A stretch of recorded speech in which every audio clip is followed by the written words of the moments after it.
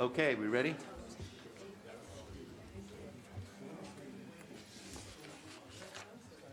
You good? Okay, good evening.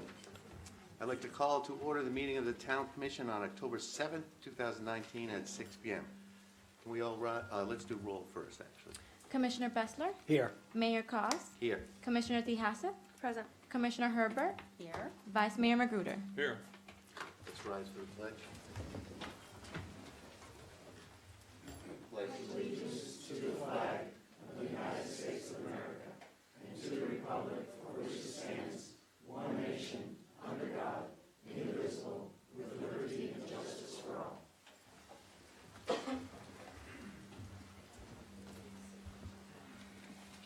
Okay, before we start, I just want to acknowledge some special guests that we have here. We actually have 5 mayors in the audience.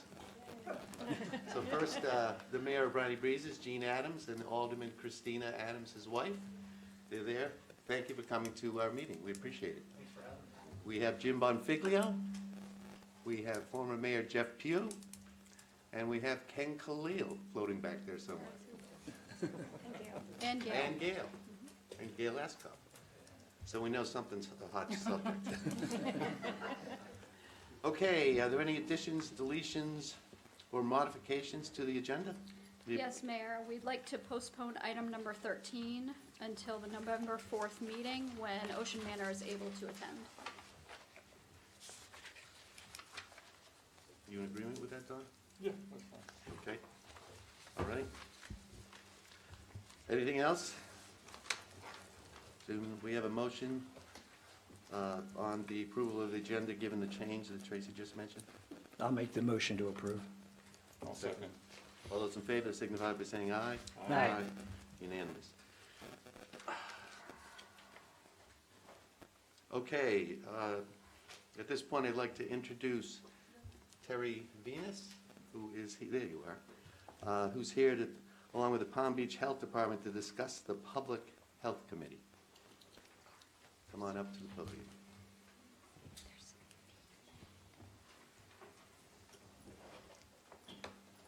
Hello, everybody. I'm Terry Venus, and I'm a volunteer with the Health Department, and I'm going to let these gentlemen who are literally work for the Health Department start the conversation.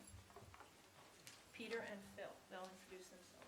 Yes. Good evening. My name is Phil Dalmage. I'm the CRI coordinator for the Florida Department of Health in Palm Beach County. My name is Peter Chirinos. I'm the Assistant CRI Coordinator, and want to thank you very much for the opportunity to speak about our program and the benefits that it has on your community. So CRI is the Cities Readiness Initiative. It's a federally funded program that helps cities effectively respond to large-scale public health emergencies, such as a bioterrorist attack or a major outbreak like the flu. We do this by setting up points of dispensing, or pods. Pods are where medical countermeasures will be dispensed in response to the public health emergency within 48 hours. Open pods are for the general public, and closed pods will serve private communities like HOAs, churches, businesses, and municipalities such as yourselves. So pods will receive the medical countermeasures from the health department and be able to dispense immediately to the citizens. It's extremely important to have more private pods to be able to dispense the medical countermeasures to 1.4 million people in Palm Beach County within the 48-hour time frame. The reason we are here is basically to shine the light on the importance of establishing a stronger and more reliable pod with your help. Your closed pods need more volunteers to help operate it. So if you want to be the town hero, sign up with Terry to work at the Ocean Ridges pod. We're here to help with training so you can better understand your role.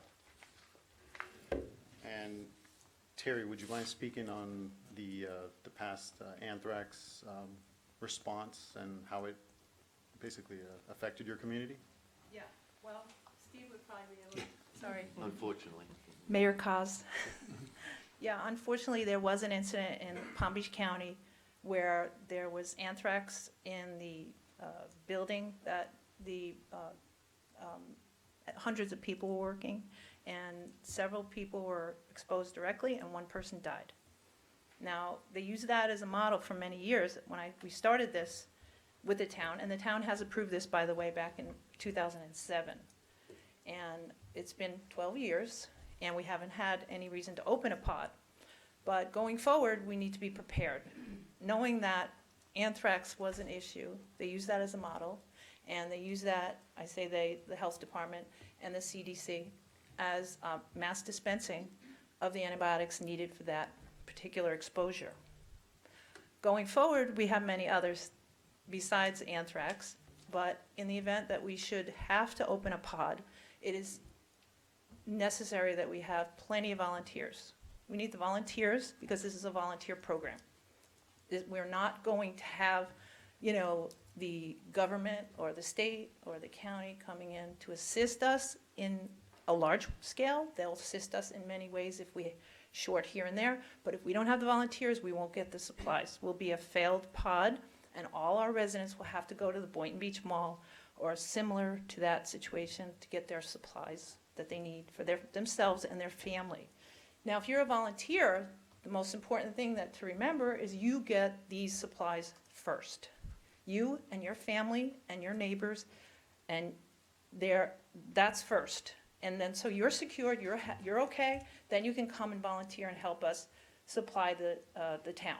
Now, the town is 1,600 residents, and they're allowing us about 3,000 because there's visitors, there's relatives, so we would certainly get plenty of supplies, but we need the volunteers.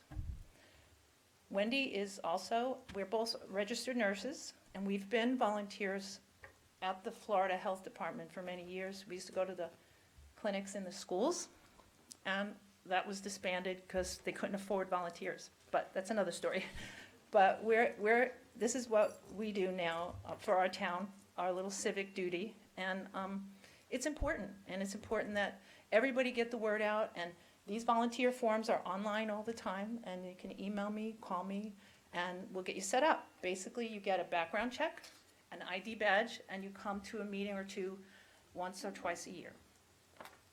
Wendy, would you like to speak? I'll speak very briefly. We originally had about 12 volunteers when we first opened up in 2007, and through attrition, we're down to probably 8, and most of them are Terry and my families. So it's really important that we do get the word out. And like Terry said, the antidote for, it's a mass inoculation or an antidote for, some type of an attack on, in this region. And they're generally antibiotics that are given, oral antibiotics. And nobody's generally going to give injections, or we need to practice how to distribute it, and and that's why they're here. They help the distribution, and they help us with the form, with the paperwork. So if something does happen, a catastrophe does happen, you deliver the supplies. The supplies aren't kept at the pod, so to speak. You deliver the pod to the volunteers. Want to speak to that? Well, technically, the pod is here already. You already have set up a point of dispensing. The only thing that you need is the medical countermeasure itself. So you have a few volunteers. I would recommend getting a lot more volunteers, So which where is are the again why we're here. supplies with you guys? The supplies itself for the pod, actual pens, clipboards, things like that, we've actually already, The medication? that's why I want to say the supplies, you guys already have it. The medical countermeasures or the medication, we will supply to you. Okay. So just on a personal note, some of you know this, I was in the anthrax building and watched my friend die. And the panic that ensued as people tried to get Cipro. You needed Cipro to battle the anthrax. And if the anthrax spore exploded in your lungs before you got Cipro into your system, you were dead. So there was a panic crush to get Cipro. If this is a system to deliver something like that in an emergency situation, it's a great thing. Well, thank you very much for your words. We appreciate that. Yeah. Thank you. And it is indeed, by the way, that's exactly what they do. The Centers for Disease Control has started this as an initiative, and every state has the ability to do what we're doing. How they're handling it, I don't know, but we know what we're doing in Palm Beach County, and there's many municipalities out there in Palm Beach County right now that are setting these situations up where they're private, I'm sorry, I wouldn't use the word private, but closed PODs. That means it's just for our town and our residents. The bridges would be closed or watched by our police or however they might do that, the roads, 'cause you're right, mass panic. You could have people from Boynton Beach saying, oh, they got the medication. It's one of the reasons why we gotta kind of keep it quiet. And you see the subtlety of my, please help, please help. I really can't put it in the Palm Beach Post on the front page. Nobody can, because you can't advertise that. It needs to be a local town thing. So please pass the word around. And we don't want to encourage people to be selfish, but the fact that volunteers get it first is a push. Absolutely. people, And, 'cause you know, it you can't matters. expect It anyone to matters. volunteer if they don't feel themselves and their family are safe. Yeah. So, thank you. Thank you. I have a couple questions. Sure. Is there any rules on the volunteers? For example, we've got kind of a transient population. A lot of our people go up north. And so if they're not here 12 months out of a year, will you still allow them in to be volunteers? So say they're only here 7 months out of a year, would you want full-time residents? Totally. To be honest with you, anyone who is willing and able to help, that they're more than welcome to be a volunteer. Now, if we do have, let's just say there are certain things where a pod manager, if they are not here, we would always want, the primary, a secondary, and a tertiary, if that's the case. But for manpower, for help, I would, if you have a transient population here, while they're here, we can work with them. Okay. Yeah. Now I have a clinical question. Some of us have fake hips and those kind of things. So like even when you go to a dentist, you have to get an antibiotic. Would they be eliminated from volunteering because of the risk? No. No, Okay. not at all, not at all. All right, that was it. Thank you all. Thank That you. was terrific. Thank you. Thank you. Thank you kindly. Carla, announcements? The next Septic to Sewer Citizens Advisory Committee meeting will be held October 17th at 8:30 a.m. at Town Hall. The next Planning and Zoning Commission meeting will be held on October 21st at 8 a.m. at Town Hall. The next regular Town Commission meeting will be held on November 4th at 6 p.m. at Town Hall. The Institute for Regional Conservation in the Town of Ocean Ridge will be holding the Restoring the Gold Coast event at Town Hall on Saturday, November 16th from 9 a.m. to noon. The event will begin with an educational workshop inside Town Hall with presentations by George Gann and others, followed by a biodiversity planting on the dune along with light refreshments. Town Hall will be closed on Monday, October 14th in observance of Columbus Day. The town has launched the new alert system Civic Ready. Residents who wish to sign up to receive town notifications should sign up on the town's website or call Town Hall for assistance. The Garden Club will be hosting an event to honor veterans. The event will be held at Town Hall on Veterans Day, which is Monday, November 11th. Time will be advertised on the website as soon as it is known. Next on the agenda is public comment. The mayor will invite the public to speak to the commission on any item that is not printed on the agenda. Public comment on a specific agenda item may be made later in the meeting when the items are taken up. There is a 3-minute individual limit for public comments that will be timed by the town clerk, and timer will go off after 3 minutes. Public comment is not meant to be question and answer period, and there will be no dialogue. Anyone wishing to speak during public comment, please come up to the podium and print your name and address on the sheet provided and state your name and address for the record. Thank you. So just to reiterate, if people are here for the supermajority, please don't come up during this phase of public comment. Do we have any public comments?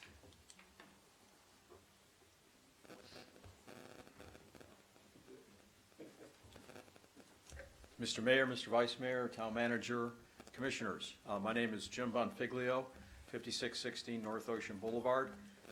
As you know, you folks appointed me as the liaison with Palm Beach County Cares. Palm Beach County Cares did their last collection of donated items, and the town of Ocean Ridge graciously allowed us to use this town hall as a collection center.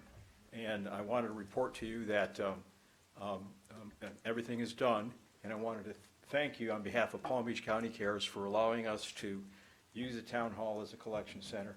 And I want to thank all the residents here of Ocean Ridge for opening up their hearts and their wallets and donating a lot of the supplies to the Bahamian Relief Fund. So that's why I'm here today, just to say thank you to the town commissioner, thank you to the town residents. You've shown once again that town of Ocean Ridge is full of very generous and wonderful people. Thank you. And thank you, Jim, for spearheading that.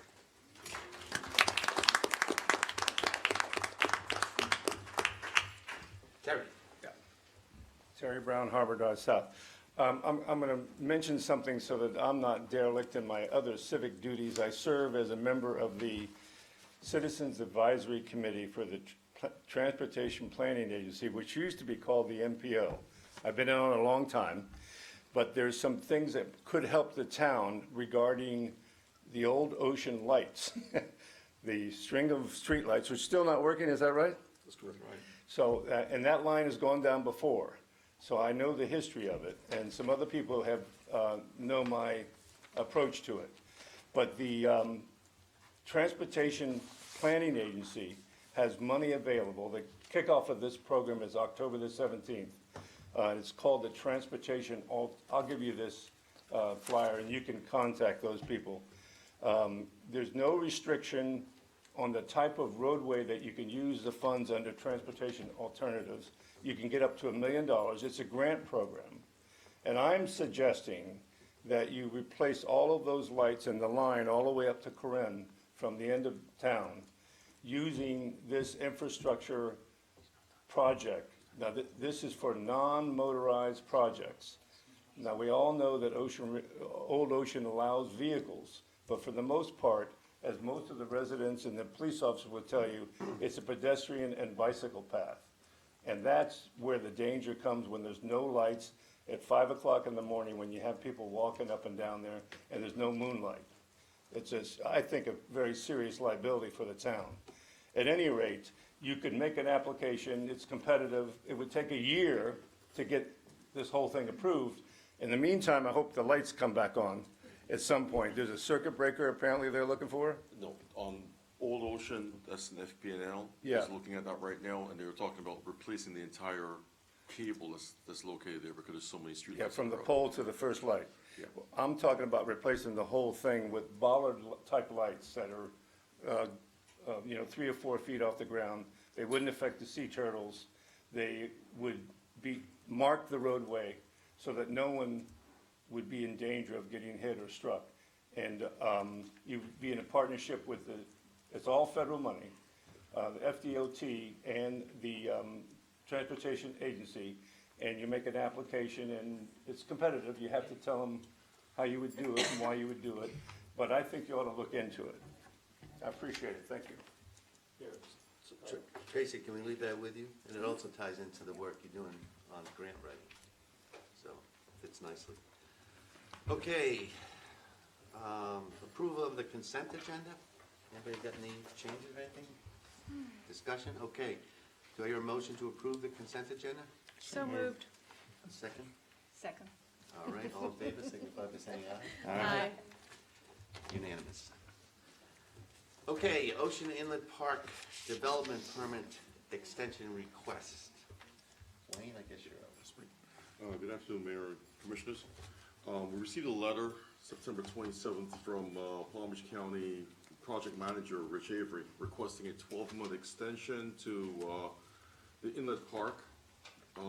This is to allow for improvements to the park.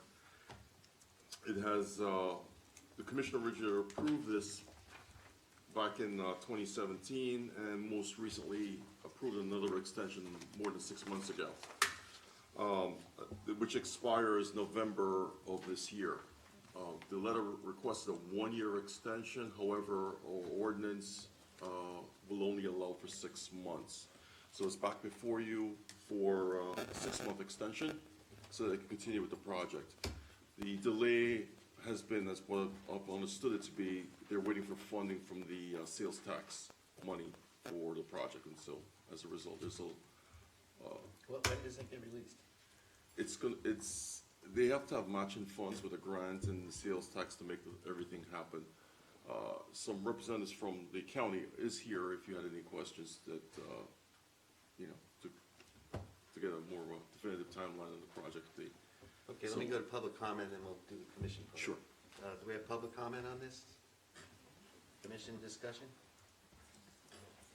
Would the people from the county wish to say anything? Yes, Betty?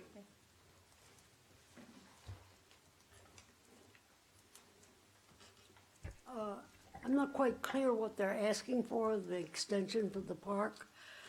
Are they, Extend the permit time. The permit. The time. just the Just time. permit to have the park as is? And As agreed. as agreed, in other words, no infringement on the hummock? No, Are they infringing upon our 50 feet? no, they're just getting rid of the iguanas.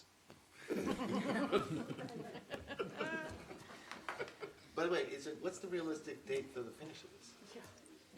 They've got this thing, at least, so it's gonna be over a year, and that's So why you'll they be need the back. extension. Yeah, so they'll be back again. Okay, But you're only asking for a 6-month extension They're at only this asking for point. 6 months as By per ordinance. And then they're gonna try, they do have funding lined up, they're just trying to get everything, put together. But they're gonna need more time to make it happen. do I hear a motion to approve a 6-month extension to the special exemption permit for the Ocean Inlet Park project? So moved. Do I hear a I'll second? second it. Okay, all those in favor signify by saying aye. Aye. Unanimous.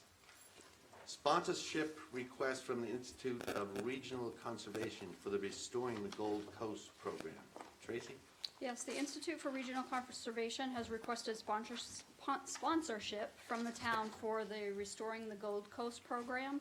As you may recall, Mr. Gann attended the town commission meeting recently to educate the commission and the public regarding the project. To summarize, the Restoring the Gold Coast is a project to offer education, restoration, and plantings of native diversity, including wildflowers, shrubs, and palms. IRC will be increasing the beauty and sustainability of the beaches and the dunes of southern Palm Beach County, which will be available to the residents of Ocean Ridge. IRC completed its dune survey in Ocean Ridge on June 3rd, and they're ready to move forward with the project in our town. Mr. Gann is working with myself and members of the Garden Club to make this project a success. The first educational workshop and biodiversity planting event will take place on Saturday, November 16th from 9 to noon at Town Hall. IRC is asking the town to consider sponsoring this project in order to protect our dunes and sensitive ecosystems. Is George McGann here? He's not here. He was traveling out of the country and he just returned. So he's the gentleman that came before us, yes. like 3 or 4 months ago, might have been Correct. slightly longer, and he was magnificent. He really knew his stuff, and he educated us quite extensively. So, first, public comment? Yes.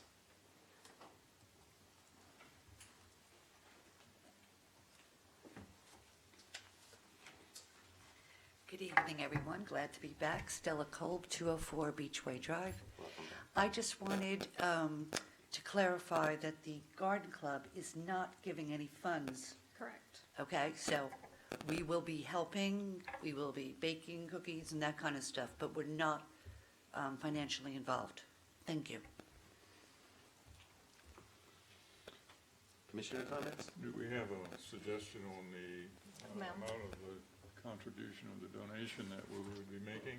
Can I ask a few questions first before we get into that? Yes.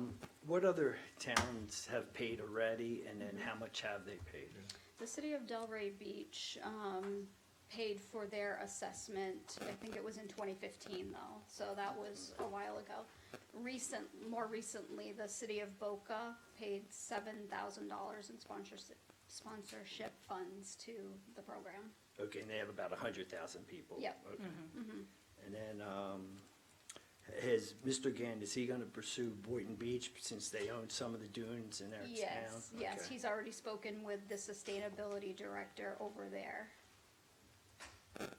Okay, and then what is the town going to get for the sponsorship? Like, what value do we get besides education? Okay, so we already got the dune assessment, so that's part of it. The IRC already expended funds and staffing for the dune assessment. We also are going to get the workshop that they're doing in November with the plantings. And then also The they will. workshop, and then they give us plantings, and Yeah, then we're they're gonna put them? Yeah, they're gonna bring plantings so that we can plant those over in our right-of-way, our 50-foot right-of-way. And then they will continue to do their education and reaching out to the residents of Ocean Ridge. Okay, thank you. But depending on sponsorship dollars, do they include plants as well when they, or is it just education? When I talked to George, he said that some plantings will be That's what I thought. available, yes. Yeah. But just for the town, not for the residents? Well, You and know, now that's the a separate- residents, which is a great thing, the residents can now piggyback on this. Mhm, And yes. pay a private fee for that. Correct. So you can kind of, go along the whole coast instead of just hitting certain areas, Yes. or like the whole coast of Ocean Ridge. So what kind of number are we speaking? This would be helping with the workshop as well as purchasing the plants that we'll be then utilizing in our right-of-way? Or what type of funding are we? I would Did he give you an suggest- idea? Well, yeah, he did. I would suggest 1,000 to start out with. All right. When you say Sounds start out with, reasonable. what does that mean? I would say 1,000 and call it at that, Call it right? good? Well, yeah, Yeah. but if, Yeah. if it's successful and he wants to come Right. back and pitch us again. Right. And Yeah, we talk about it each time he comes back Exactly. for something. exactly. Is it possible to take these funds from our beautification fund rather than from our budget? Yeah, of course. Well, that would be from our budget, though. We have beautification funds within our budget. I'm talking about the separate fund that we have that's sitting there and sitting there and sitting. In our there. reserves. Mhm.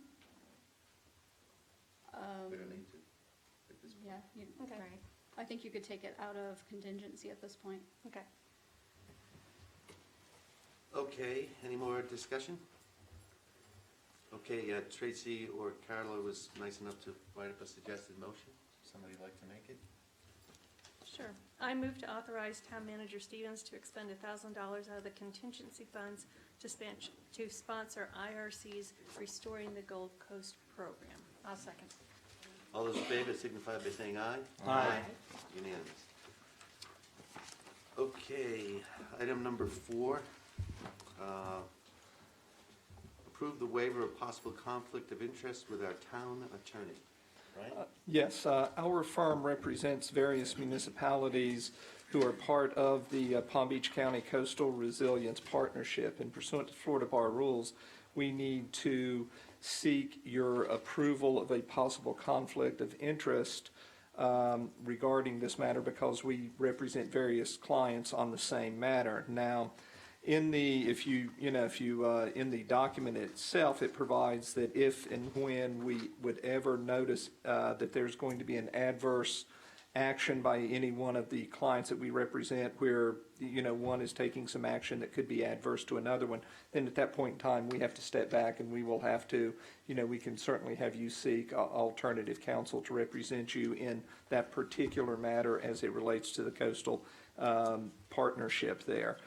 You also have the ability that if you all look at it and say, no, we think there's a conflict, we want you to step back, we would, this provides for that as well, that we would do that also. But we're required to bring this forward and have the council or have the commission look at it and approve it. Any public comment? Commission comment? This is part of the interlocal agreement between the communities in the program that I've been working on with the vulnerability study and whatnot. And Brian's firm represents 3 of those cities that are in that partnership together. And that's why we have this issue before us. So really approving this just moves us forward, and unless we really ran into a conflict in the operation of the program, we would be fine. There's no problem with it. Okay. Any more discussion? Would somebody like to make a motion? I'll move to approve the waiver of possible conflict of interest arising from blah, blah, blah, blah, blah, blah, resiliency partnership. Is that good enough, Brian? Sure. I'll second that. Blah, blah, blah, PA. Did you see those things? Sorry. Then we got a second. Okay, all those in favor signify by saying aye. Aye. Unanimous. I know you Okay. not so much. Action item 5, first reading of ordinance number 2019-12.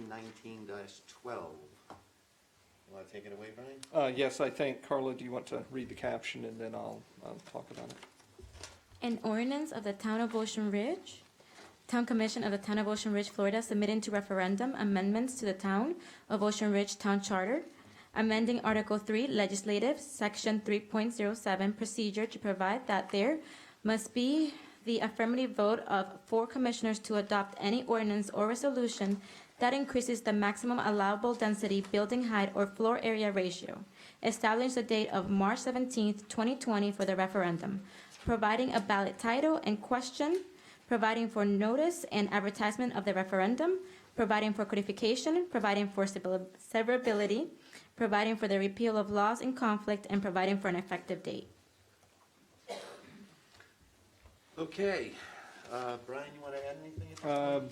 No, just you all had appointed a charter review committee in 2018 to review the town's charter and make recommendations. They did, making a recommendation to section 3.07, which calls for the affirmative vote, which is 4 of 4 town commissioners to be required to adopt any ordinance or resolution that increases the maximum allowable dwelling unit density, building height, or floor area ratio. At the time, the commission decided not to put it on the March 19 ballot. And at the last commission meeting, we were directed to bring this back. This is in the same form that it was at the particular time back in 2018, coming out of the Charter Review Committee. If this ordinance is adopted on second reading, then it would go to referendum, and at that point in time, depending on what the voters decide, is whether or not it would be adopted as a change to the charter. Gotcha. Okay, public comment? And can you identify your role as well? Absolutely. Hi, I'm Zoanne Hennigan, 91 Island Drive South. I'd like to thank you, commissioners, for revisiting this crucial charter amendment recommendation.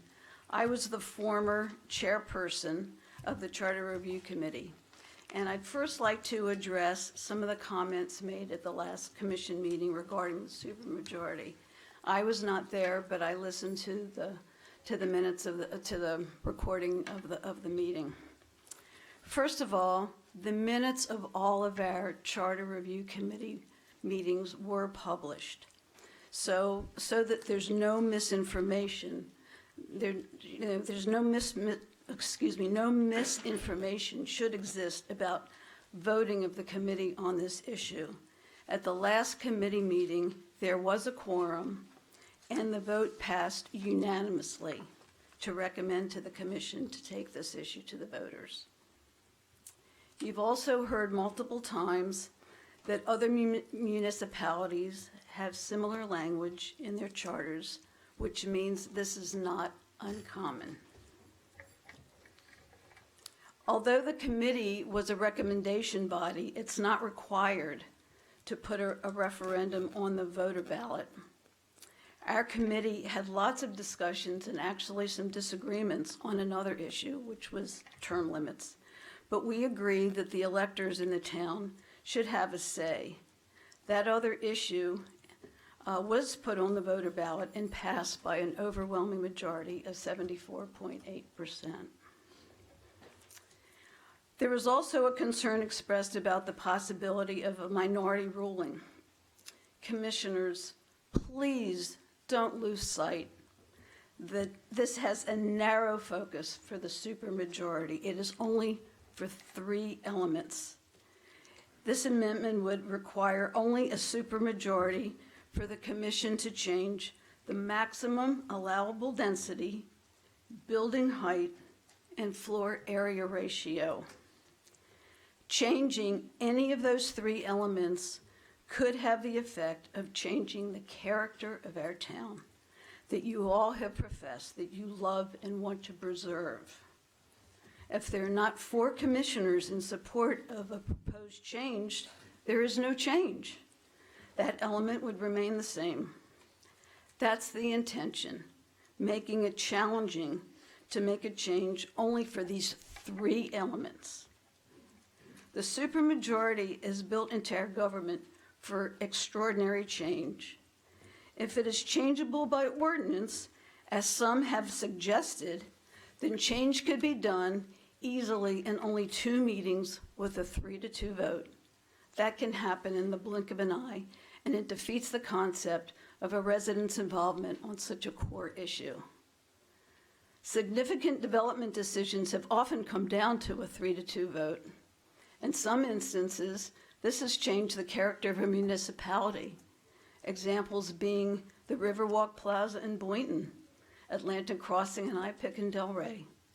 It would be a tragedy if this were to happen in Ocean Ridge because of the lobbying power of special interests.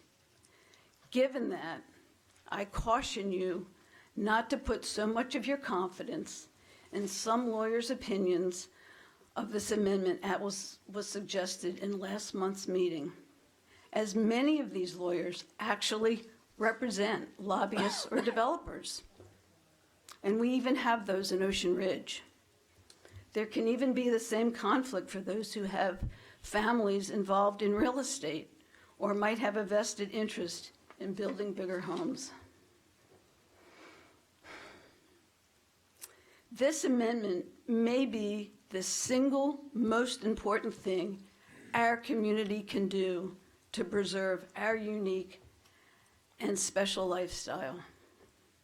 The bottom line is that the voters in Ocean Ridge deserve their voice to be heard and should have some bit of control on matters crucial to the nature of their town. Some issues like this may be so significant for the commission to decide. As elected officials, do you really want to go on record as preventing your constituents from voting on such a crucial issue? Commissioners should support the concept that voters should be heard on this vitally critical issue to ensure the character of their town is preserved. Thanks for your attention. Just hang on a sec. Do we want to handle this to have each of the 5 members of the committee come up first? Yes. Then we'll go to discussion, in which case we'll probably need to call back individual members of the charter committee to the That's podium fine. to answer questions. Okay. Thank you, Zoe. Ken? Yeah.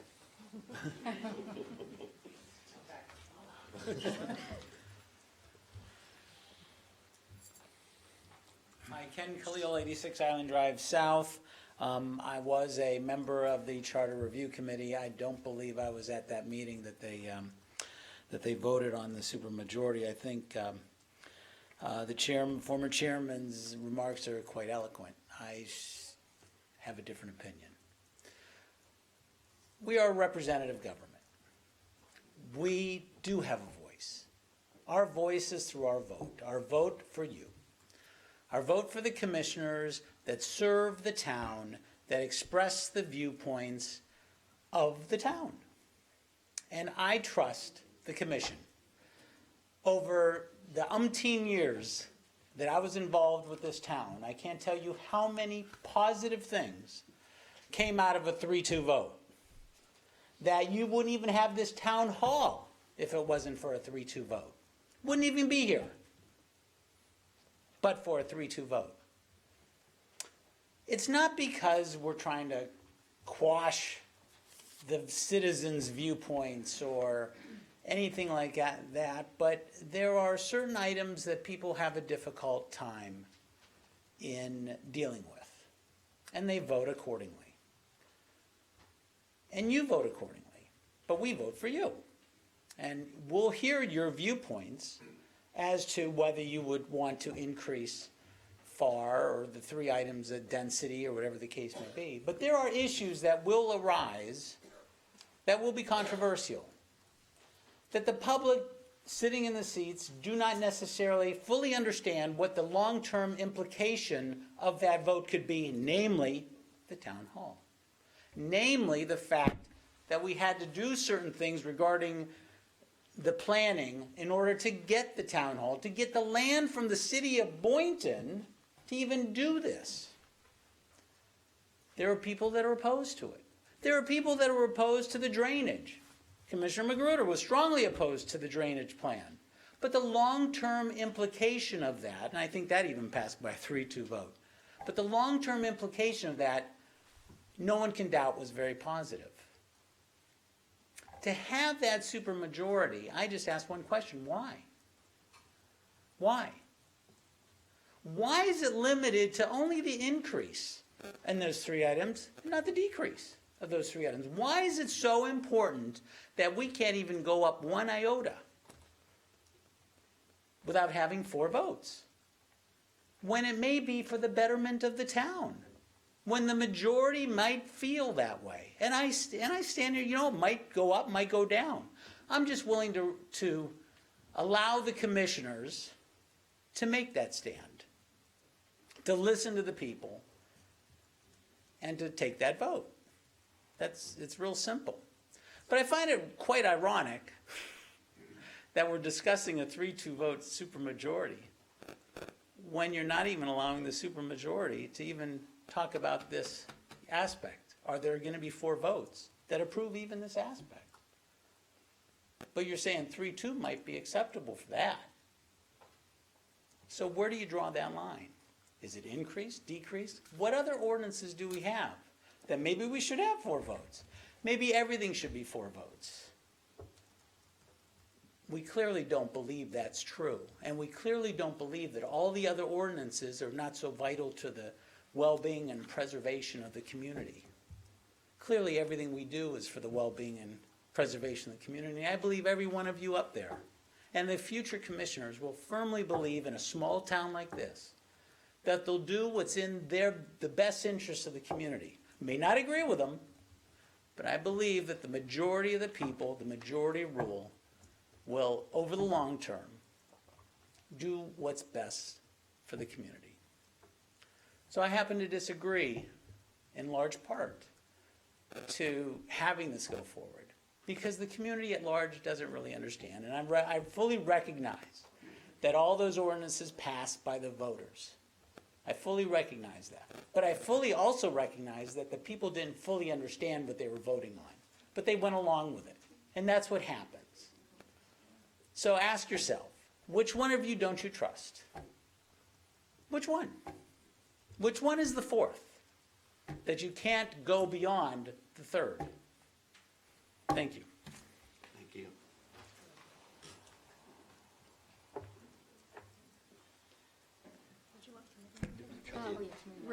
Rick, they were going to do the stick charter with committee committee members first. Oh, they're doing the committee Yep, first. Thank yep. you. And then, Yep. so that was Ken Khalil.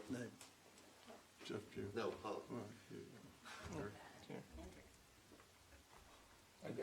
I guess I go next. Well, you I was a committee member, as you know. Don Magruder recommended me, and the rest of the commission approved my appointment to that committee. And I strongly support the supermajority, and it, in my opinion, would have included more, but the town attorney was very good and said that the comprehensive plan amendment, the zoning changes, should not be in that type of supermajority.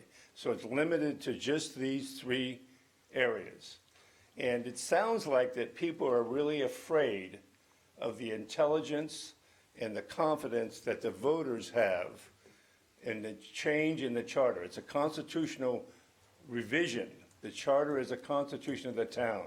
And they fear that the voters they don't know what they're voting on. You just heard that. That they don't know what they're voting on, and they would vote to approve it not knowing what they're doing. This is what you think of your voters. This is what he just said. My opinion is that the thing that matters the most is the character of the town. And the vote tonight just is telling the citizens that you respect their voices. Whether they accept it or reject it, they could reject this if it got to a ballot after the 2nd reading. There's widespread community support to have this vote. Believe me, I talk to a lot of people, probably a lot more diverse population in the town than any of you. And there is support for this ordinance to go to the voters. This charter does not deny anyone's development rights. There's properties being flipped out on our street. There's 3 right now. They mow them down and they rebuild them. No one's being denied development rights. They're putting up new houses, 2-story houses. So that's a wrong track that they're on. Why not let the voters have a direct vote in the way in which the character of the town remains? Let them decide. What are you afraid of? I mean, give them a chance. They might reject it. I hope they don't, but they could. Thank you. Polly?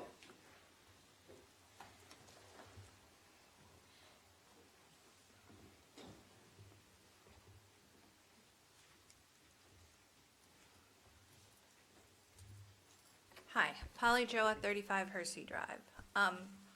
There were actually 2 votes in the committee on supermajority. One was held August 30th, and there were 4 members present, and the vote was 2-2. Unfortunately, I was not at that meeting. Had I been at that meeting, the vote would have been 3-2, and it wouldn't have come to commission, because I would have voted against supermajority. I think at this point, you know, the one thing when we started out was we talked about how infrequently you make changes to the charter and how serious that is. And I don't think at this point we go back and change the charter when we can do it by ordinance. I agree with everything Ken said about locking people in. And I think we got to strongly consider that. Thank you. You're welcome. Jeff?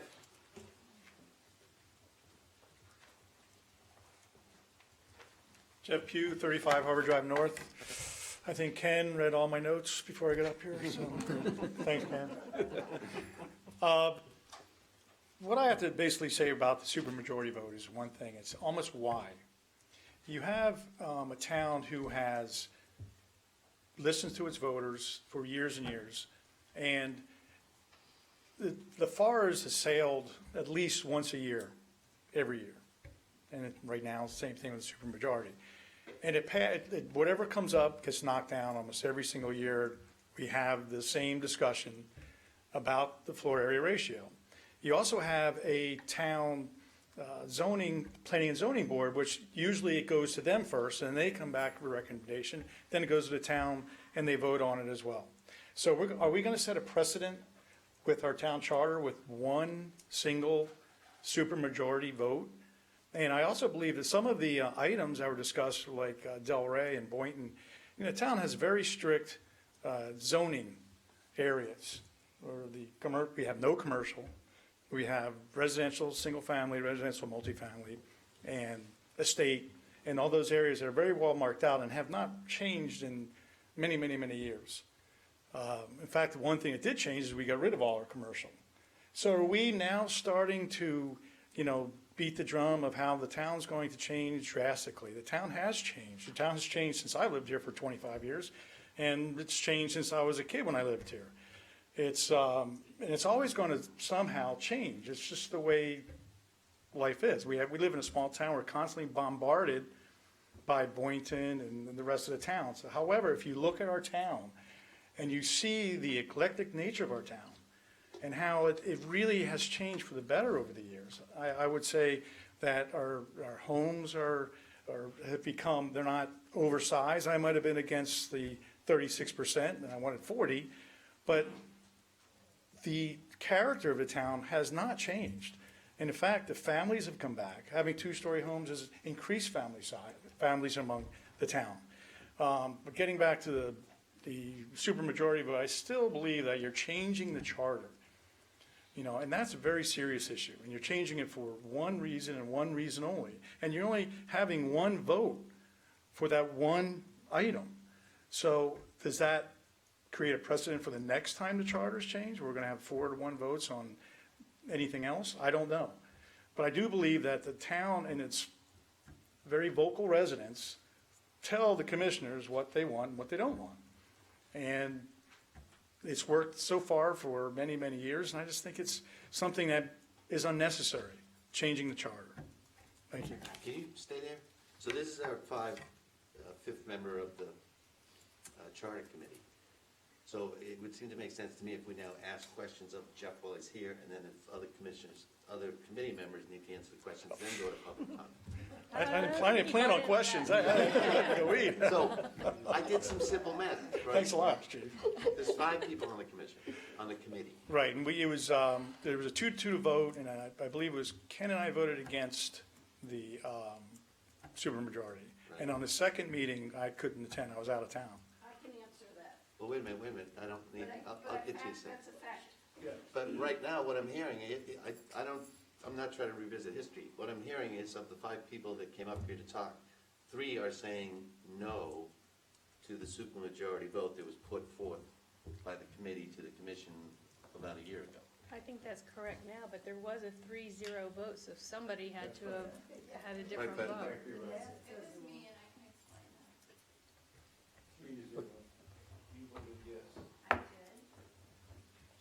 So, is that all my only Yes, it question? was. No, Dinner reservation.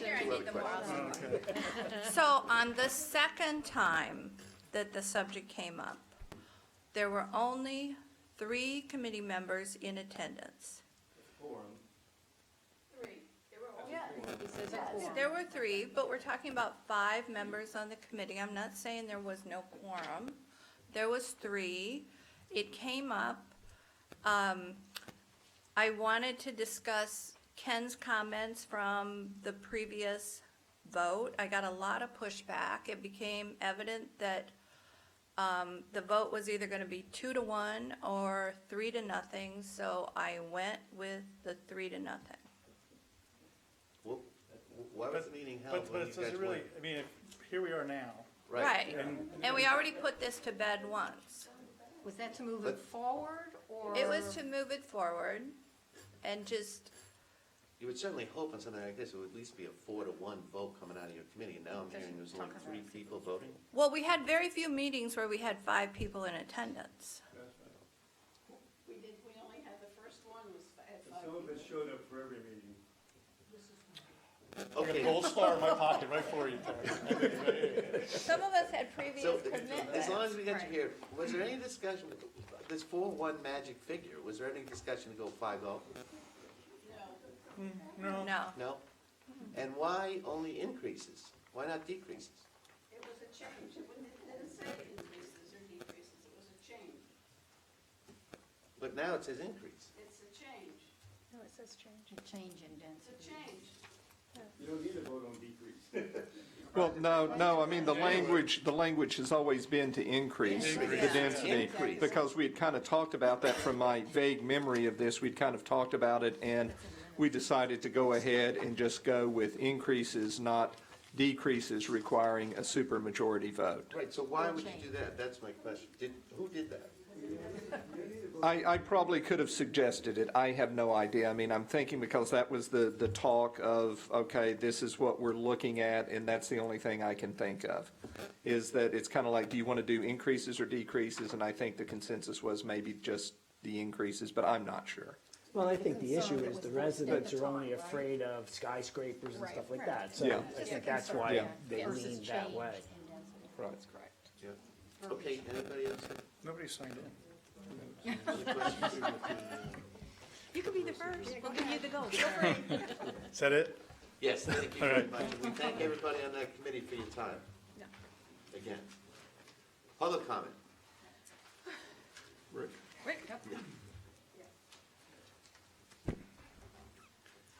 Thank you for your time. Rick Carey, 39 Spanish River Drive.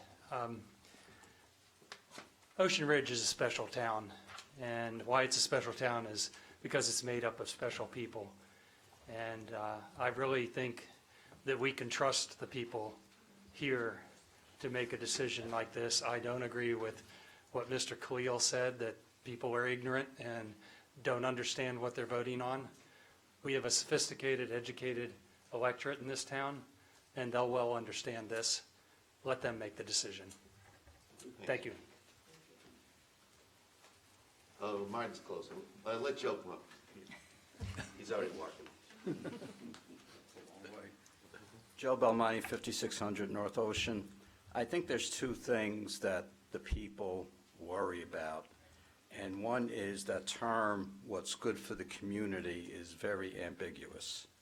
And it depends who's saying it, it depends who's on the receiving end of it.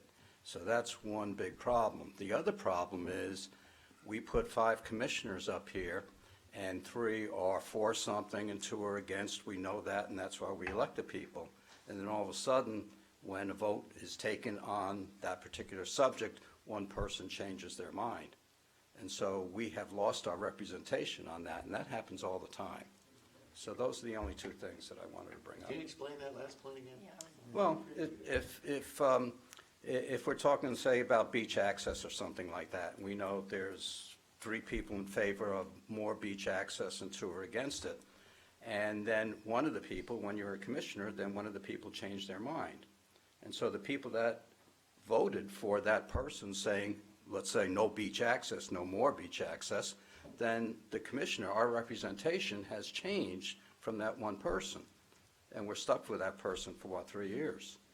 So it's the ideas that why we elect people, and then if they change their mind, we've lost our representation from that person that we elected. But then you don't elect Oh, or shoot them, I don't know. The chief says no. Wrong side of the bridge. Good evening, Martin Michalek, 5 Engel Drive.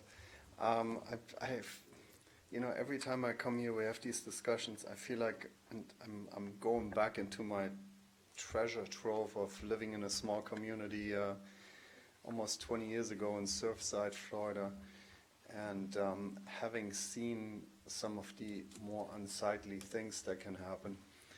I trust, and I hear both of these sides, and both of them have valid arguments. There's an argument that, yes, obviously we elect you, and we have to trust in the system that the elected officials make our decisions as being the residents. You are basically our representation. We have 5 people here, so that there has to be some sort of dialogue and some sort of general consensus about things. That said, the 5 people that are sitting on this board, I have no worries that we are actually properly being represented. But I do worry about what is happening down the road. And elections, when you look at our elections are, for this town, are handled by, 600, 700 votes on average in an election cycle when we have commissioners getting elected. So there's like 600 people, 700 people that actually go to vote and participate in this process. Now you're talking 600 people, and I'll give you the worst case scenario here. We have Crown Colony with 100 some residents, 100 more. Right there you have say a third of the electorate that can come out and can change the face of the town, basically. Here's what I'm worried about. We obviously have to change the sewer. When we change the sewer, there's an opening that will come up as a developer. When you buy a large plot property, right now you're basically limited to how much you can build based on the drain field and the sewer systems That's that you not have to. accurate, actually. It's far. It's a set number. Right, but here's my point. My point is that if a developer wants to come and buy something, now you have the ability to influence where you're going to go with this. And it's harder to influence 4 commissioners or to put 4 commissioners on this panel than to put 3 commissioners on it that are favorable to a change where a developer comes in with big money. And we're talking big money. We're talking big money when you bring in people that want to build 30, 40 story sky rises. And they will be coming. They will be knocking on our doors eventually. They're looking and they will be coming. So as money increases and as the possibility for money increases, the possibility for something unsightly and not having these 5 fabulous people sitting here, I think it should be something that the residents of this town should decide on the next election, put it out there, see what comes up with it. I don't think it should be held back from the people. That said, good night. I have dinner arrangements too.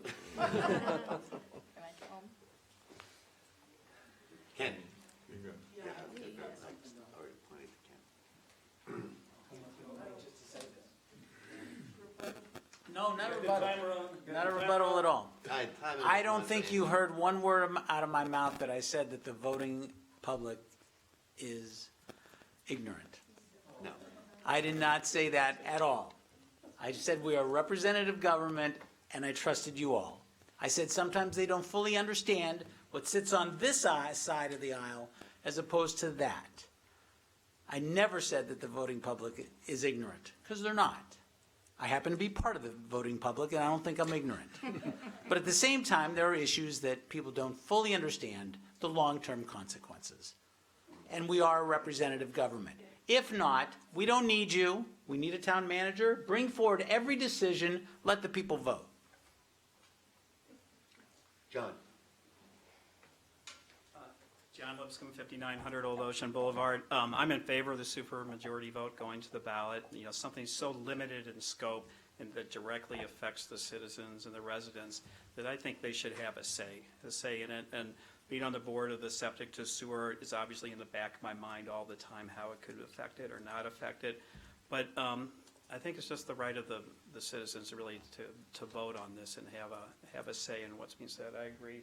You said it so eloquently, Zoanne, and what you said, and so that's it. I'm in support of it. Thank you. Betty?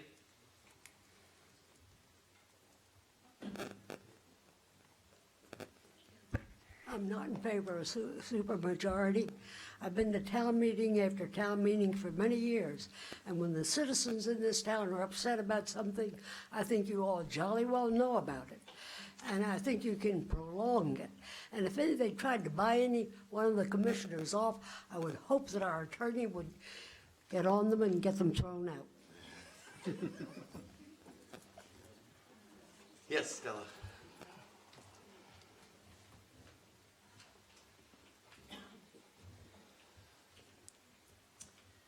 Stella Kolb. First of all, I want to just say that we voted for every single one of you, and I really totally feel that I have confidence in all of you. I may not agree with all of you at any point, or sometimes not, but I still go along with you and I respect your position as commissioners. That being said, I also feel having a supermajority, you're saying it's only for this increasing the density, correct? Couldn't that down the road, since everybody's supposing what happens here and what happens here, couldn't down the road it be a slippery slope and you all say, oh, well, we have to have the people vote if we can have this kind of tree or this kind of grass or this kind of fence? I mean, where does this end? Our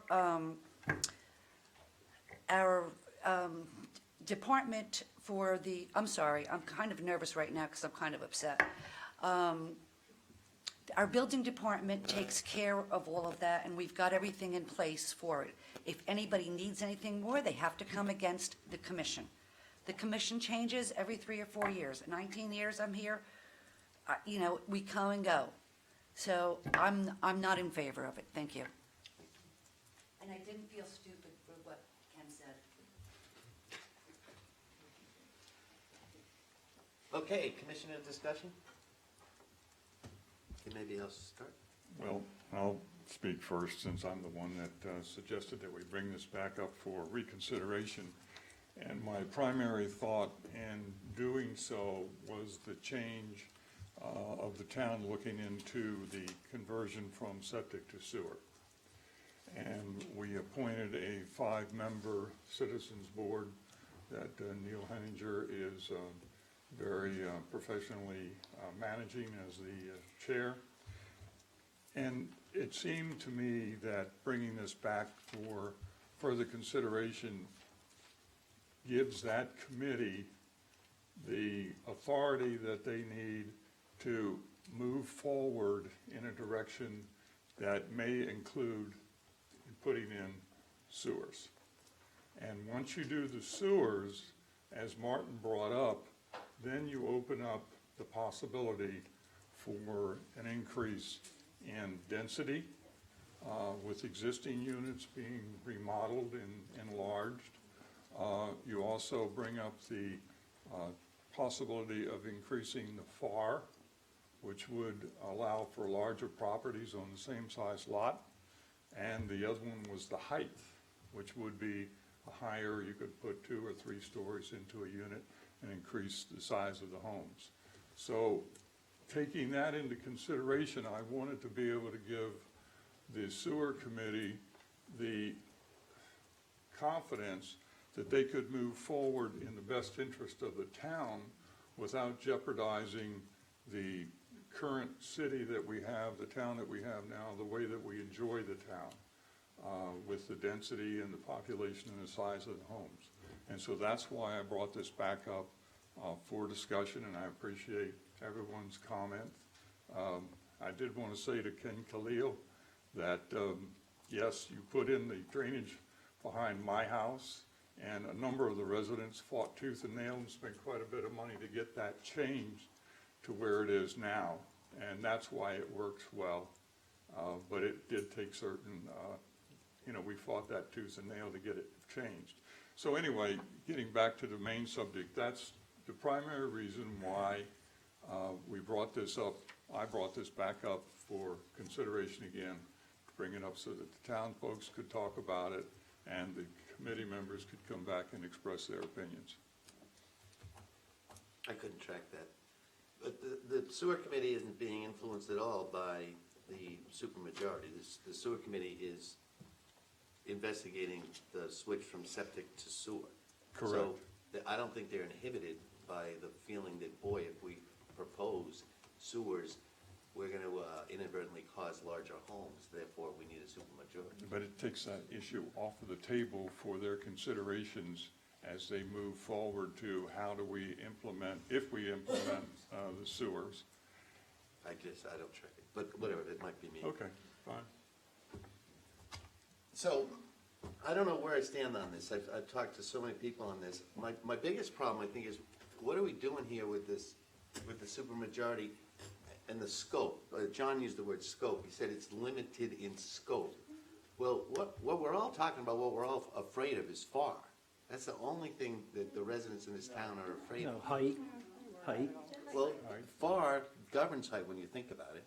What are you gonna do, build a 5-story, 1-room house going all the way up? You know what I mean? So we're hamstringing future generations. If I told you 25 years ago, 30 years ago, that there would need a law to be put on the books that you couldn't text on your phone while you were driving down the highway, you would think that is nuts. So we can't foresee what the future brings. We can't foresee if we're going to limit FAR even further because we need more drainage in town. We don't know we don't know what we're gonna need, what the town's gonna need. So, and I'm not saying I'm voting for it or against it, I'm saying it just troubles me that we think that we're so smart at this moment in history that we can dictate to future generations what the town's gonna be like. Everybody who spoke here, whether they were we'll leave that alone. Everybody wants to preserve the town as is. I don't think anybody disagrees with that. The only thing that's troubling me is this supermajority concept that we're introducing to town. We don't know the unintended consequences of it. I don't know what they are. That's kind of my take on it. Well, part of it is... And what happens to the Board of Adjustments?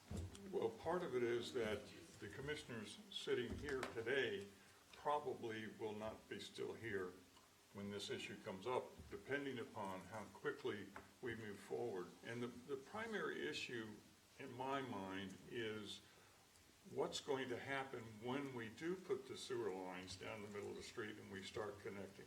That's what really has an opportunity to change the Ocean Ridge that we all live in now and love and profess to not want changed.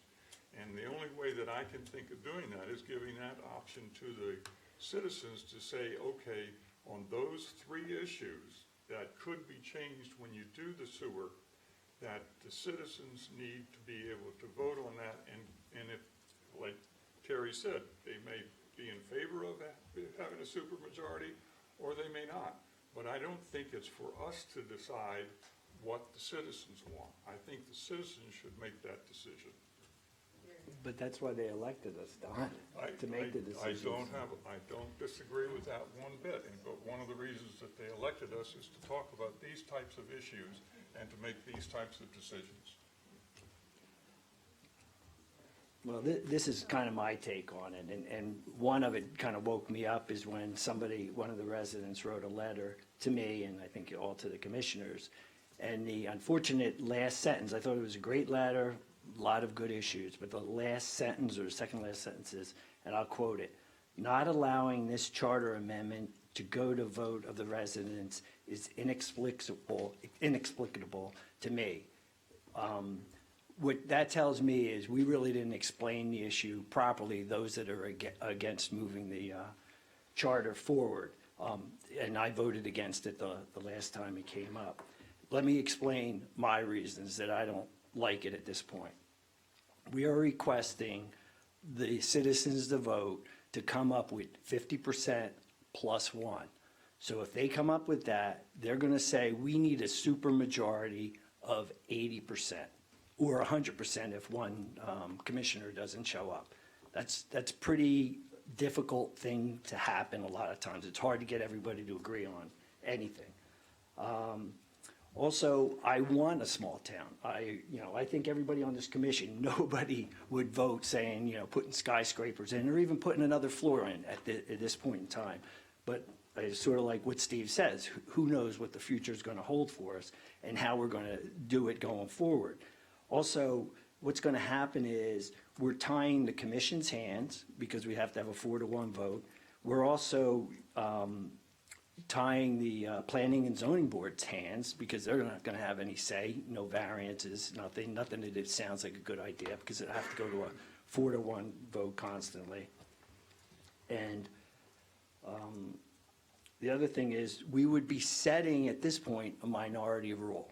And you'll say there's collusion or whatever, but think about it. Why couldn't, all you'd have to do is corrupt 2 people to get something that the rest of the commission doesn't like because what the commission wants, even if it's 3-2, if you have 2 that sit around and say, well, listen, maybe adding 1 floor in the future, 20 years from now is what the town would want. But you get 2 people to say, let's ask for 3 floors. Why do we have to ask for 1 floor? There's 2 of us. We can cut anything down so that the 5 commission members really aren't going to vote 3-2 to put in 1 floor. They're going to be stuck because their hands are going to be tied to get the other 2 people, or at least one of them, to vote for them to add 2 floors or 3 floors. So you don't want the minority rule. And I think even Terry said on the, what was the other issue, the term limits, that they had 74%. Voted for that. Well, that's not 80%, and that's what you're asking the commission to do, to have an 80% rule. So you're going to have probably a majority that wants the charter, but you're not going to get to an 80% vote, and therefore you're going to have it difficult for the commission to come up with a decision that I think could be right for the town. So I just think there's going to be consequences to us doing this supermajority, and that's my feelings. Susan? Christine? Not really. Okay. I get both sides of the coin here. Nobody besides Betty's probably seen as much development destroy this little coast as I have. And I've worked real hard against it. So I've kind of been looking at both sides and where to go. So I said when I went away this weekend to a municipal official conference for 4 days. And oh my God, so much information. But anyway, it's 50 officials, and then we had political science, Tallahassee city manager. Anyway, we had some professional government officials there talking to us.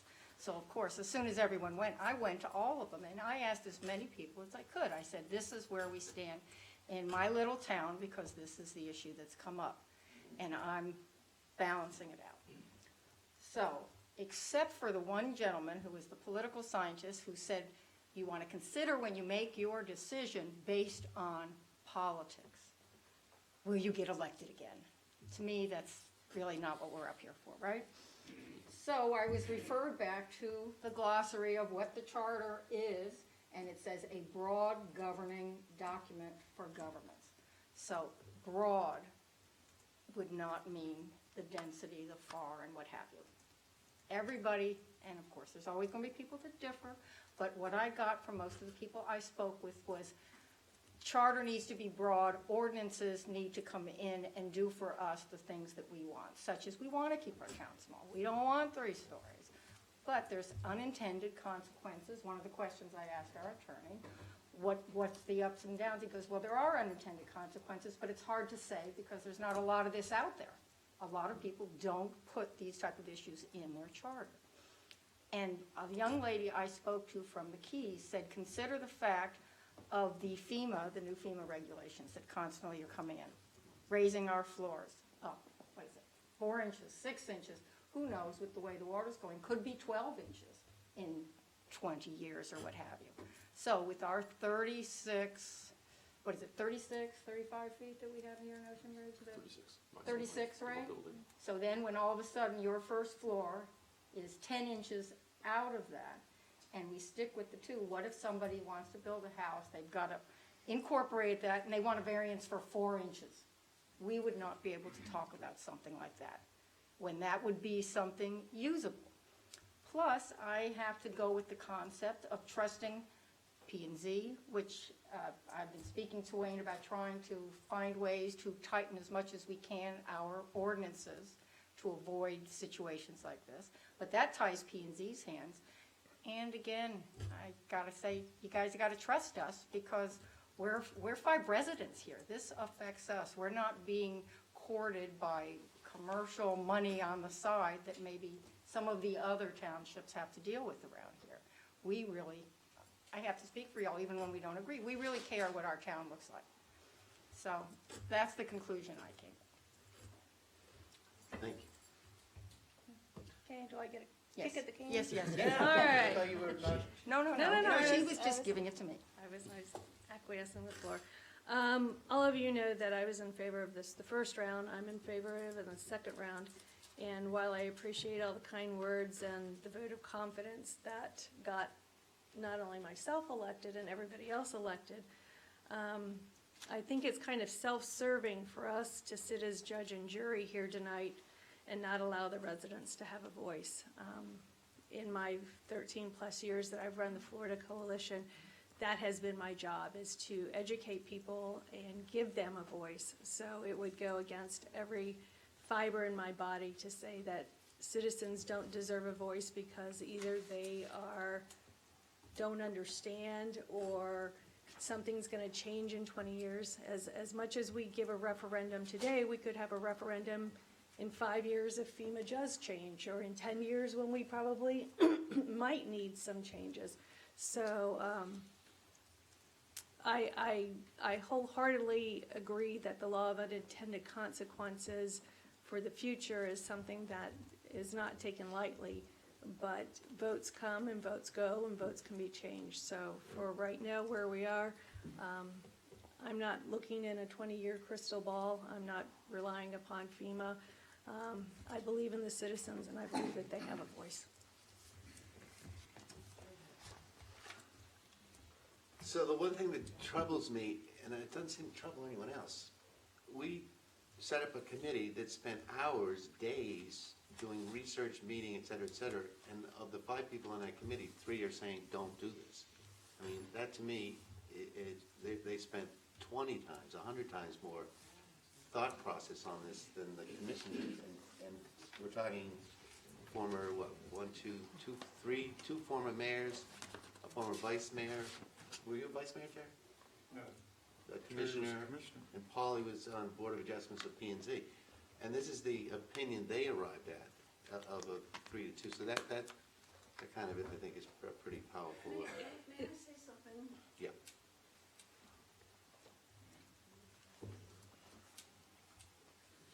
A couple of the comments that you have personally made, and maybe this is just an error as we've been speaking, the things that, or a couple of you have made, sounded like you're just talking about single-family homes. This, first of all, this is, I think it's really, the concern was more for the multifamily homes at the south end of town, is really how all this started. Secondly, people are entitled to change their opinions. The actual official vote, there were 3 members that voted in favor, and then 2 voted against. The first meeting, as Polly said, and Jeff said, one meeting was a 2-2, 2 were in favor and 2 were opposed. And then as the chairperson, I said, let's wait till we have 5 people or get the 5th person, to vote. And at the very last meeting, Ken and Jeff could not attend, and Polly and Terry and I were there, and Polly was concerned about the sizes of the lot, and we said that was not going to be included, and then we voted, and it was a 3-0. Well, first of all, and it was said earlier, there was only 1 out of our 6 meetings where we had all 5 people. No, I'm not It was a criticizing you volunteer, guys. I think you did great work. and then we had a deadline that we had to get it so that the ordinances could be passed, ordinance 1 and 2, so that it could be put on the ballot. We were up to, with a very strict time zone. Everybody, all the members knew what the meetings were, and we just had to do with what we could do. So officially, we had 3 votes in favor and 2 opposed. And it was for all of the town, and when we had our discussions, it was mainly because of the multifamily homes and not single-family homes. Thanks, Joanne. Multifamilies are covered by ordinances and codes, correct? Currently in place. And the only impact that I'm aware of where this would have an impact is somebody has to have, if I believe correctly, it's more than 10 acres of land in order to build high-density multifamily, which is not available in town. No, you might be talking about a 10-acre, probably a PUD or something like that, but that's, I mean, this applies across the board. This applies to it's multifamily, it's everything. Right. So it doesn't differentiate between single-family or multifamily. Okay. Do we hear a motion? I move that we approve the ordinance 2019-12 in favor of taking the supermajority ordinance to the citizens of Ocean Ridge as a referendum on the March 17th election, On first reading, Dawn. in first reading. I second it. Okay. All those in favor signify by saying aye. Aye. All those opposed signify by saying nay. No. You may want to call for a roll call vote on this. Nay. Well, I mean, maybe let the Let clerk Carla call call for for roll that, call. yes. Okay. Commissioner Bessler? No. Mayor Cos? No. Commissioner DeHasas? Yes. Commissioner Herbert? No. Vice Mayor Magruder? Yes. You got it? 2-3, yeah. Okay, that was a very good discussion, and trust that every single person up here thinks like you think about this town, and we won't let anything happen to it, as long as we can. Okay, item number 6, first reading of ordinance number 2019-13. Who wants to start this? Carla? Yes, she will read the caption. An ordinance of the Town of Ocean Ridge, Florida, amending its code of ordinances by amending Chapter 42, solid waste, to provide for regulations regarding obstructions of stormwater drainage systems, and to modify the appeal and violation regulations, providing for codification, repeal of conflicting ordinances, severability, and an effective date. And this ordinance basically provides that it would be a violation of the town code for someone to put stuff where it would block the stormwater drainage system by yard trash. And it also provides that the process to be taken regarding such code violation would be through our code enforcement process. Public comment? Commission comment? I think this is a pretty, Straightforward. pretty Don't practice straightforward, so but believe me, in walking around and riding a bike around town, it's absolutely amazing where people put their palm tree cuttings and their trash and whatnot prior to pickup from anywhere from Sunday through Monday, and with pickup on Tuesday. And I've also suggested that in addition to passing this ordinance, that we go back to having some of the small signage that we used to have on the drains that talked about what types of chemicals and so on and so forth that you can put in there. They're just little small 4x4 signs that go onto the drain itself, just advising that it's a violation of town code to put trash over the drains. And so we're looking into doing that. Okay.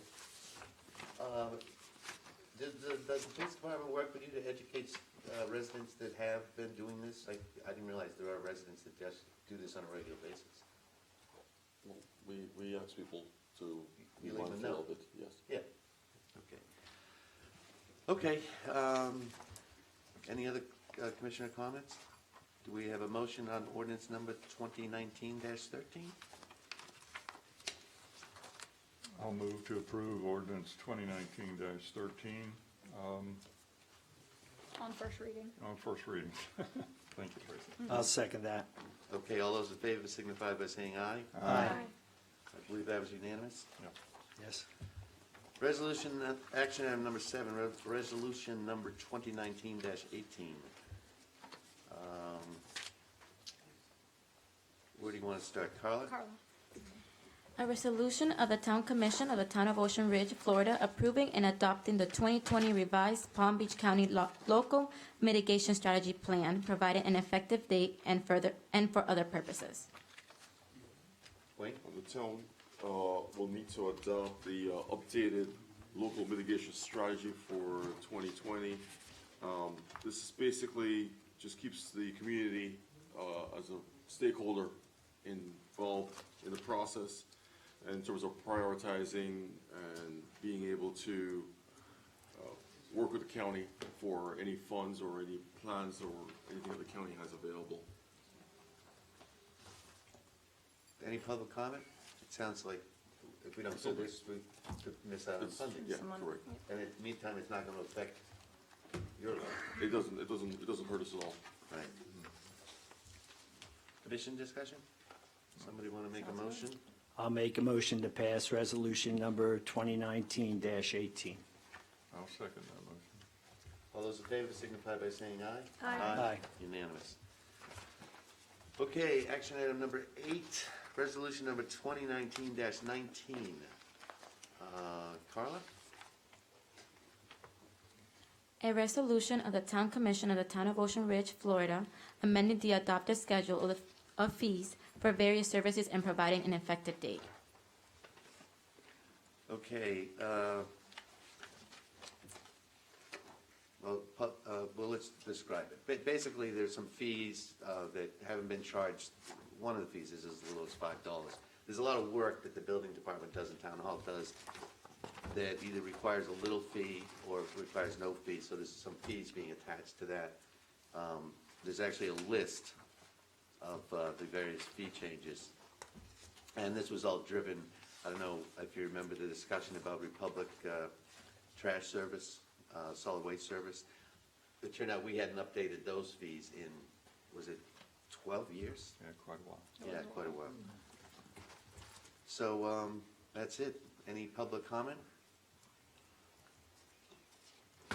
Any commissioner comment? Oh, by the way, Tracy, did you change, page 2 halfway down, certified copy of record to $5 to $1? No. If you'd like to do so, you may amend it at this point. Yeah, I suggested, to certify a copy of a record, we're charging $1. I mean, just something crazy. Where did you see that? Did you take that off of here? Yeah. Oh, you did the same thing, that's what I did. Identical.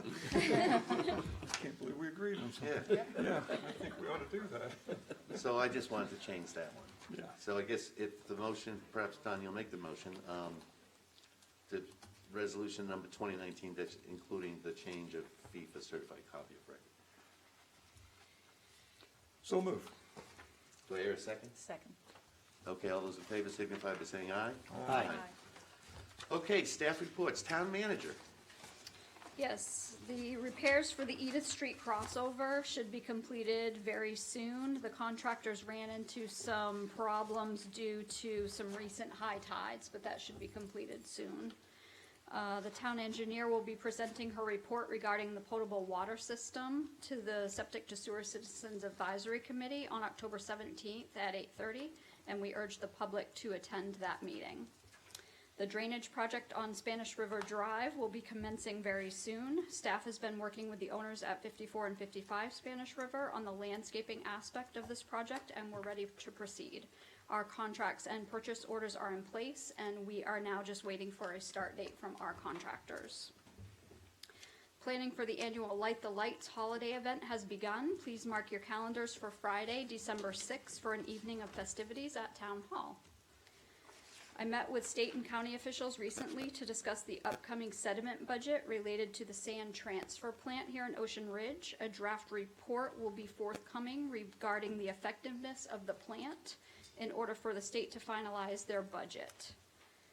I want to take this opportunity to thank our building clerk, Lisa Burns, and also our building official, Wayne Cameron, for their recent efforts and success with our annual ISO audit. We received notification that our ratings were upgraded from a classification of 4 to 3 for residential properties and 4 to 2 for multifamily properties, which is going to positively affect insurance rate for our residents. What I would suggest is for residents to contact their insurance companies to let them know of this, to see if you can get an update and a decreased rate on your insurance. I also want to thank Lieutenant Richard Jones and Dispatch Manager Jessica Simpson on their efforts in producing a successful Florida Department of Law Enforcement tri-annual Criminal Justice Information Sharing Technical Audit. The successful completion of this audit allows us continued access to the state and national databases that are critical to the work of our law enforcement officers.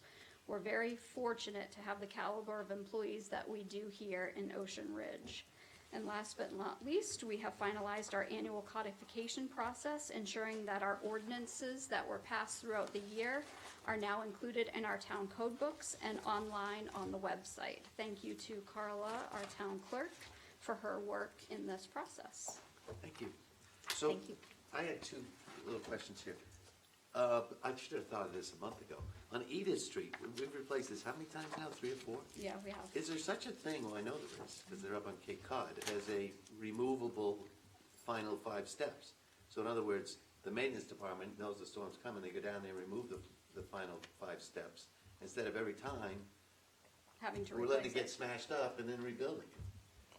What we're gonna do this time around is bring it to a landing of those last 4 to 5 steps. So you'll have a landing, and then you'll have those 4 steps versus the whole thing being destroyed.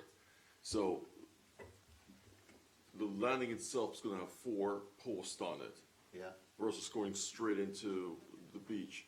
That allows, those last Strengthen it. adjustment, the strengthening of it, of the system that's currently there, and hopefully it'll take less of an impact over the next storm Okay, that so if comes it in. gets destroyed again, we ought to examine, because Yeah, it it's bolted brilliant. through, right? So it'd be very easy to remove it, each step. But let's do, if you're already. We're, moving yeah, in that direction. we're trying to do a better, we're trying to address it differently this time, which is bring it to a landing at the very last step, the last 4 steps, So the damage is minimized, not to the entire structure, but just to the last one, if it is, that case. Gotcha. And then the other thing was, the ISO, town members, I happen to be a bit familiar with this. That's an incredible achievement that's been achieved by the town in Wayne. Correct me if I'm wrong, it's on a scale of 10 to 1. And we have now 3 homes and 2 multis. And the only thing probably holding us back is that we're not big enough to have some of the infrastructures that larger cities have, where they can get a low score. So congratulations, that's just terrific. Team effort. Anybody else? Town attorney? No report. Police chief? The monthly report for August is attached.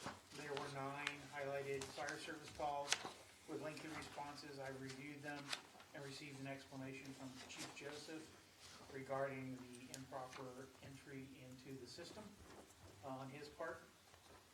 As you're aware, we began the contract for services for law enforcement to the town of Brighty Breezes on October 1st. From my understanding, we are making quite a splash. If today is any indication, we're doing as we have been asked. We are working on coordinating with the fire department in Boynton, the CPR Stop the Bleed 4-hour Saturday presentation, hopefully sometime in January or February, due to the fact that you have Garden Club. The more people, the better. And Light the Lights thing is going in Christmas, and we felt that trying to push something prior to, after the first of the year would not get as good a turnout. We want as good a turnout as we can. I've been asked to look into when fire station number 1 would be completed. The day I called is the day that the Palm Beach Post decided to print an article. It is anticipated that the fire station portion of the new city project in Boynton will open in the beginning of February. Wow. Prior to the completion of that whole project. I hope that is the case. It is a construction project, obviously, and it is a municipal project, so it's subject to many different influences. Last but not least, because we will begin this on October the 14th, Officer Boyle will begin her annual Christmas toy drive for the Guardian Ad Litem program. We will put that out on the Civic Ready app, Nextdoor, Facebook, the town website, and everywhere else we can get it out. The response last year was overwhelming. We'll rent a warehouse if you guys can bring it all in. It's fine. We don't mind.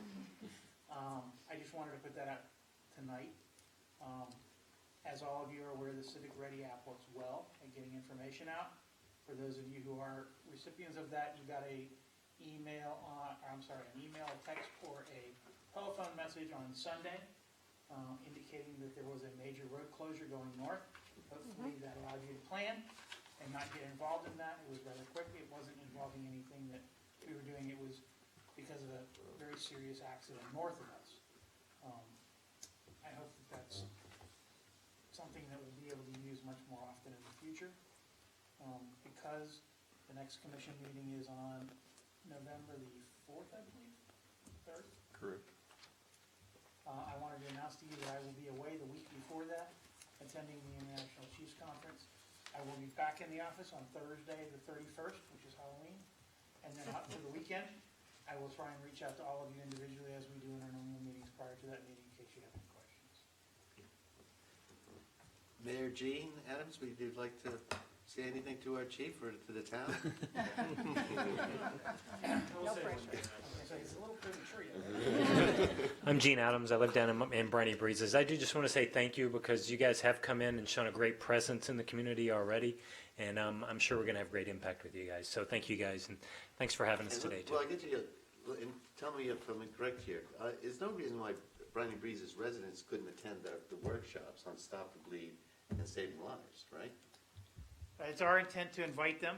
Excellent. We are encouraging them to join Civic Ready. We treat the town of Brighty Breezes just like another neighborhood in Ocean Ridge with a few nuances to ordinances. I will say I'm a member of the Civic Ready, and I did get the announcements as well, so it's great. So thanks a lot. Thank you. Do they get coffee with the cop, too? The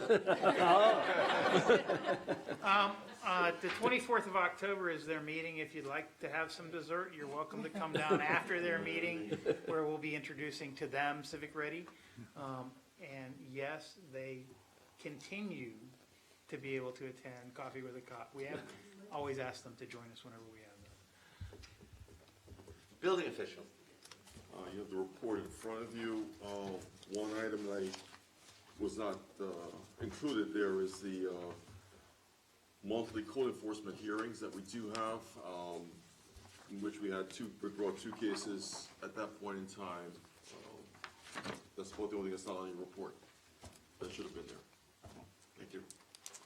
So, Wayne, I told you I was gonna do this, and I'm going to do this. Last Monday, a week ago, I came and talked to the town manager about putting up the dark screen fencing over the property at 6273 A1A, which is right across from Hudson. Is that across from? That's correct. That is correct. It's an absolute eyesore. The trash container is leaning up against the fence. The gate is all broken. The green coverage doesn't go all the way to the corner or around to block it from the property next to it. I met with Wayne on Friday and said, I got it. Yep.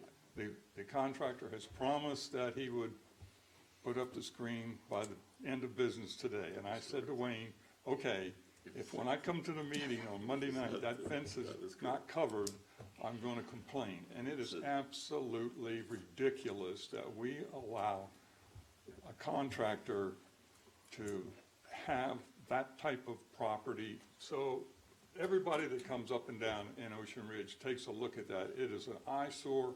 It is absolutely a disgrace to the town. It needs to be covered. And it needs to be done by tomorrow morning. And I have issued the notice of violation. He is scheduled to go to court enforcement for, again, we have to exercise due process. They have been given the opportunity, they've neglected to address the issues. They've made numerous promises. Their attorney has promised that they're gonna call me tomorrow morning. In fact, I have a conference call scheduled at 9:30 to discuss the site. So I'm 100% in agreement with you on this, and I will do everything in my power to, as the law allows me to do. The citizens need to know that the only recourse that we have is the fine, code enforcement. And so, when you're Let's talking double it about down. a couple, It builds up. Yes. But why would this contractor do anything? I thought he had walked off the job. He walked off the job and then came back to the job. He's They come worked back. a couple of days and then they don't work again. So it's a very frustrating situation. So what that do we're you dealing do with. if the contractor, he has no financial incentive to do anything because he's no longer the contractor, basically? Well, he's coming back to work. He sent a couple of guys to the job site. My conversation with the property owner is with Tamar and their attorney. Is who I'm going to be speaking with tomorrow. In which I'm addressing the code citation which they received by email today. It was been sent certified mail as well to their address. They're Canadians, the property owner is. So I'm hoping for some improvement, and I will continue to press on them the urgencies, especially, tonight. I've just been told. thank you, Wayne, I just had to come through with my promise. And you're a man of your word, and I appreciate that. Thank you. That was also part of our staff meeting this week also, yeah. I think maybe this owner, 20 minutes in a room with the commissioners might work well. Or if the contractor has any other jobs, he might do I'm it. not worried about the Good choice. the owner. Why would he do it? Jobs can he have? The owner doesn't show up. Okay, item number 13 is no longer with us. Correct. Okay. Anything else? Sounds like it died. So do we have a motion to adjourn? So moved. All right, all those in favor, signify by saying aye. Aye. Unanimous. Thank you to everyone.